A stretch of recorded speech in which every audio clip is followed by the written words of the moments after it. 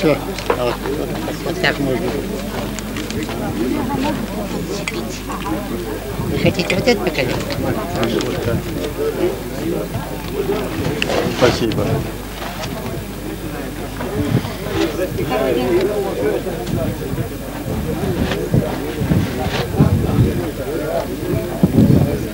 Да, если они этого поймут.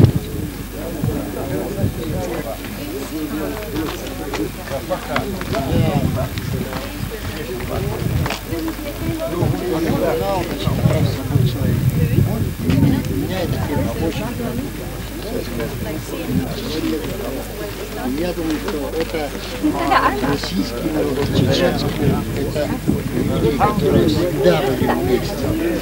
И в горе они тоже, мы должны быть вместе. Поэтому я приехал сюда, чтобы поддержать их в этой справедливой борьбе. Откуда вы приехали? Я сейчас приехал из Москвы. В Москве живете? Ну, я как бы в длительной командировке в Москве. Вообще я иркутянин, иркутский правдащик. Ну, живу в Москве, потому что издаю российский журнал. Мне пришлось перебраться на второе время в Москву, чтобы осуществить эту задачу. Давно вы здесь? Я 2,5 здесь. Я прибыл вчера утром. А долго Я думаю, меня сменят другие люди. вы считаете, что это принесет пользу?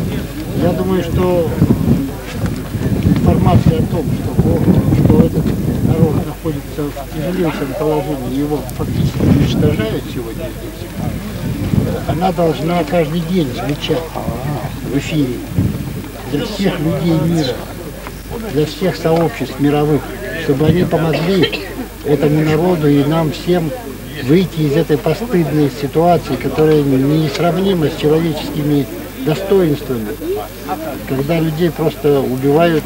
Ну, вот мужское население все подчищает, зачистки так называемые. И это страшно. Надо, чтобы все люди помогли друг другу сегодня. Ну вот информация все-таки подается по-разному. Вчера, например, по НТВ рассказывали про голодовку здесь и сказали, что днем люди голодают, а ночью они едят. Ну, не знаю, я А что им остается? Потому что вот я и ночую в палатке здесь, и с людьми, тут здесь никаких съестных припасов вообще не появляется. И поэтому, да, здесь врачи ежедневно наблюдают людей, они же понимают, что вот люди, которые проголодовали уже 20 с лишним дней, они уже видно, что они ослаблены, они вялые, больные лица. Госпитализированы. Поэтому, если бы они ели, этого бы не случилось. А зачем так подают информацию? Ну и подают информацию, чтобы как-то спровоцировать вот эту голодовку, чтобы она прекратилась, может быть, или свое оправдание, чтобы вот шла информация, что этим людям платят доллары за то, чтобы они вот выступали вот так вот. Ну это вот. Я приехал, вы мне можете поверить, я не чеченец никакой, не боевик, наверное. Поэтому я думаю, что это просто антиинформация. Идет война информационная.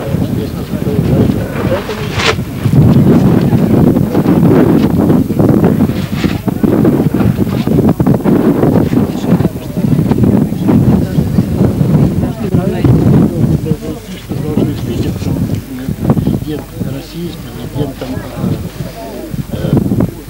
Чеченской республики Масхадов, потому что Масхадов легитимный президент, избранный народом, а его может отключить от должности только суд. Суда не было такого.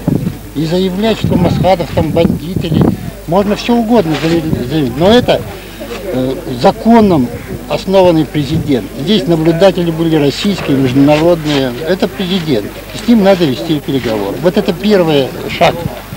Ну а второй шаг, как договорятся? Надо выводить войска, потому что население не вернется в свои дома, хотя там домов уже нет, но на свою землю. Потому что там идет беспредел. Там их грабят, там мародерство, там забирают их детей, убивают. И примеров тому тысячи, я могу привести их. Я в своем журнале веду списки погибших людей в Чечне. Вот уже 6 списков опубликовано. Это каждый погибший, это преступление военное. Это внесудебная казнь. И за это должны отвечать. Вот я привез сюда плакат, он висит на палатке «Мир Чечне». Путин готовься ехать в Гаагу. Потому что, да, мы его приведем туда. Если он не закончит эту войну быстро, мы его туда приведем и посадим. Скажите, пожалуйста, на кого все-таки из российских политиков вы возлагаете надежду? Ну, из политиков, ну, я думаю, сложно сейчас сказать, но ближе к нам сейчас как бы вот Яблоко, Явлинский, он как-то все-таки понимает нас и иногда поддерживает и участвует. А это нам помогает, в принципе говоря. А вообще мы, конечно, в политике особо не участвуем, потому что мы люди, которые не различают ни политиков, ни там людей по рациональности, по вере. Нам важно, что человек страдает, и надо его вывести из этой ситуации. А тут страдает целый народ. А вы представитесь? Александр Любославский, главный редактор журнала «Защита прав, свобод человека».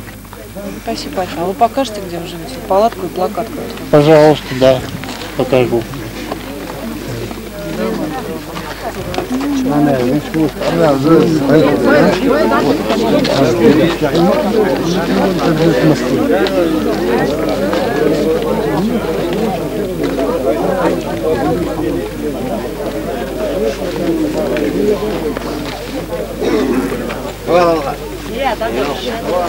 Так, а вот сейчас вы его покажете.